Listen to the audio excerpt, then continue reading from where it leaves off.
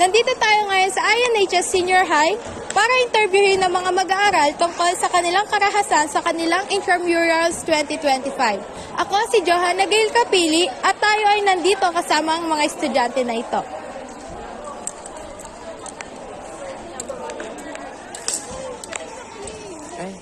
Hello! Hello! Sino ang ating mga kasama ngayon? Yes! Kasama ko ang Toro family! Yes, this is Cassandra, our very own papi!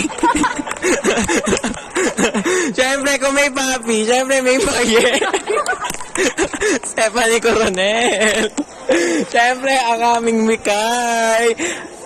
Micaela! Ito naman ang aming Mama Marie, si Trisha. Siyempre, di mo kakalimutan si Ika. Yung lagi kakaway ni Tyronia. Ay, siyempre ako, si Tony. Ano po yung isa sa mga nakakatuwang karanasan na na-encounter nyo ng intramurals? Ay, siyempre, shoutout kay Number T sa San Pedro.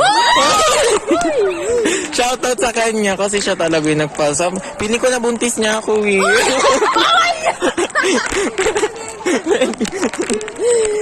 Kailan po ito nangyari yung intramurals? This happened on January 9. Yes. Bakit ito nakakatuwang karanasan para sa inyong lahat?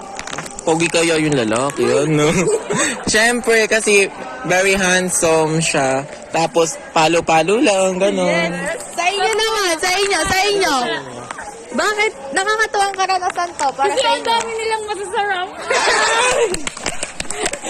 Ito.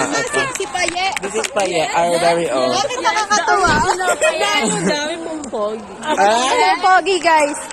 So, maraming salamat sa inyo. Muli ito si Johanna Gail Capili, naglilingkod ng bagong kaalaman. Vlogag! Hi mga beshi ko! This is your mommy Oni, your favorite single mom. Outro, pasok